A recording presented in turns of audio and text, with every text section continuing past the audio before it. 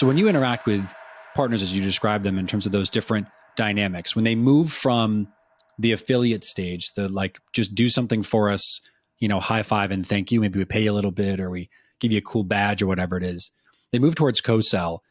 In your experience, as you have been a part of those, those progressions, is there something in that foundationally has worked very well for you, i.e. like to the point you made before around the approach you take to those relationships, putting the customer first? When I talk about that transition away from thank you for your service, take care and have a good day, to how do we work together? How does that communication change?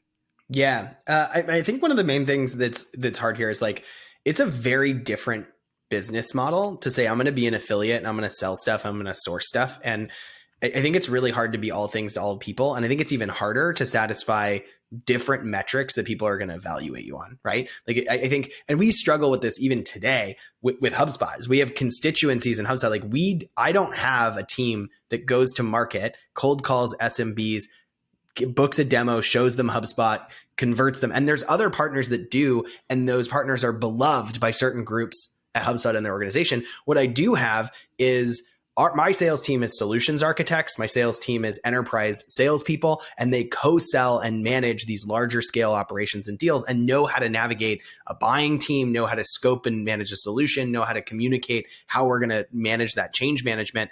And the reality is we've overinvested on that part of the life cycle. And I think where I see a lot of HubSpot partners struggle is they're like, man, we're really good at this affiliate model and we're not so good at the co-selling models. Like, we're going to become really good at that. And then they stop being good at the affiliate model and vice versa. And I think you kind of have to pick a lane. And I think similarly on the partner lens, what I see a lot of organizations do is it's really hard to manage those as different types of partners. I think that you see the more mature that these software companies become, they end up creating more and more types of partners and designations and tiers and all this other complexity. And ultimately the end goal, I think, for most of them should be, do I look at you and measure you on your ability to bring me business and bring me leads, and that's my North Star?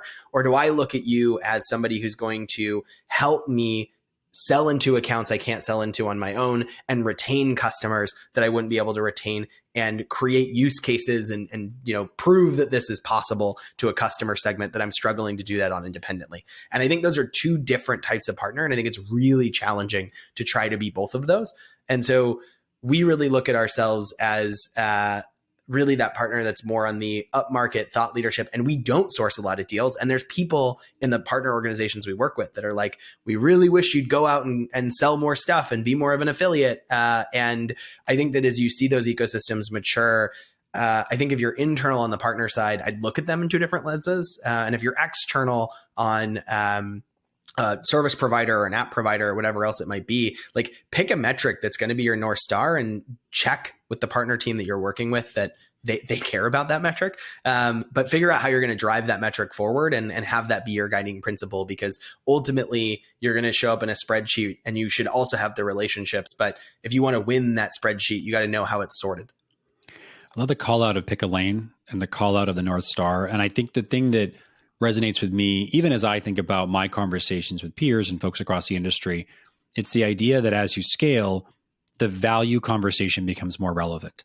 So when you're early on in building a program, you can say they do things for us, they being the kind of proverbial partner and us being the provider, right? In that sense, I think that as you get bigger, what I hear most common, and I'm curious for your thoughts on this, is the idea of what's the value that they deliver to us and to our customer, and in return, what value do we give to them? And it's such a subtle shift, I think, in many instances, away from the concept of the tactical to a bit more intrinsic, i.e. what you described, which is they help us elevate our voice within a market that we don't actually capitalize now. They help validate we can do a certain kind of work. So as you've gone through this transition, you're starting to move the businesses that you've built around even just HubSpot for that example's sake. What's one lesson that you've learned in this transition that you think everyone should learn at some point, whether it be in their life or in their professional career? Yeah. I'm curious if there's a takeaway there. I think it's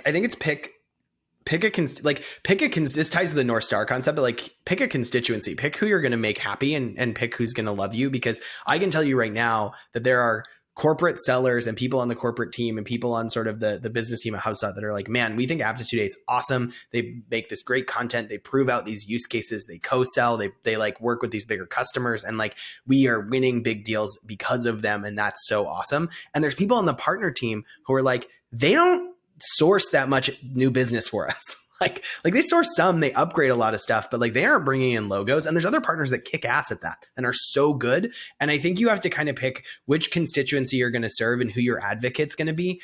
And you should also, I mean, I think you have to listen because things change, right? And I think that this is the same if you're an employee and like you're in an organization. An organization doesn't have to get that big for there to be people with conflicting interests and conflicting needs. And I think it's very bad for you to be of mediocre value to a lot of different people. And it is so much more valuable for you to be an irreplaceable asset to somebody and not very useful to a whole bunch of other folks. Because at the end, and we think about this even in our customer relationships, like our end goal on the customer side is making our client on the services end look amazing so that they see us as indispensable is the most valuable thing we can do.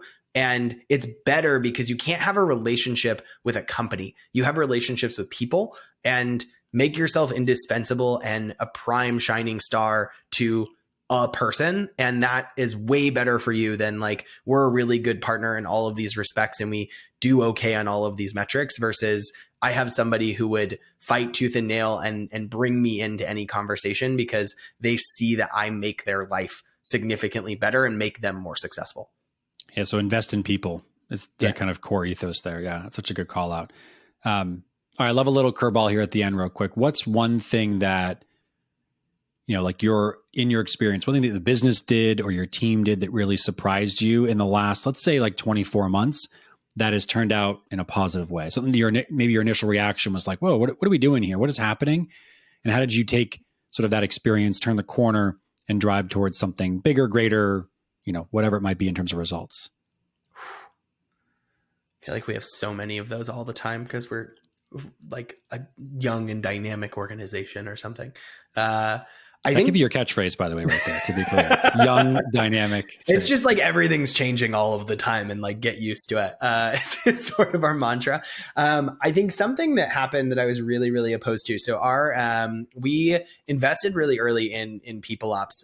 We have an incredible director of people ops that hires people, retains people. We've had very, very, very little voluntary attrition, even in sort of the chaos that was the market. Not so much now, but a couple months ago over the last year. And something that she advocated for really strongly at the outset was like, we need people ops infrastructure and we need like a legitimate HRIS and we need like OKRs and a performance platform. And like we were buying all this technology and implementing all these things. And I'm like a very move really fast, organize stuff later, like chaos helps us thrive. And she is the organizer and she finds all the details and documents them amazingly. And I think it was something that I was like, man, we're spending so much time on this documenting of stuff or like creating these different systems. And I feel like it's just like not a good use of time and energy.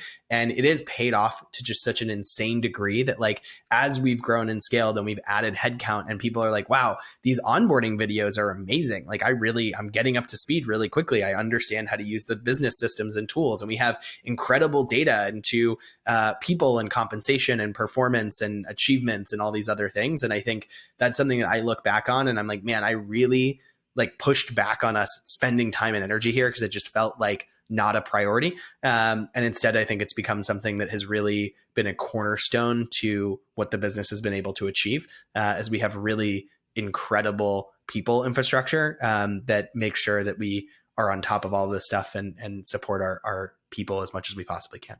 That's great, man. I love that, again, the call out of people first. And it sounds like, that greatness begets greatness. If you're investing in the right solution, infrastructure, people, and process, you're going to produce something that your customers love and ultimately helps you grow a really successful business. So cheers to you. It's been great to have a conversation today. I've really enjoyed our chat. We'll have you back on soon for sure. If folks want to connect with you on the socials, where do they go? What's the best way to get in touch? LinkedIn's the place to be. I'm acutely reachable, much to all the folks in my personal life's discontent. So feel free to reach out to me. I try to post relatively consistently, put out some of our content. LinkedIn's the place to go, and I'm pretty accessible. So feel free to give me a shout. Sweet. Awesome. Well, again, great conversation. Again, this has been Partnerships in SaaS. If you enjoyed this episode, like and subscribe, and we'll see you next time.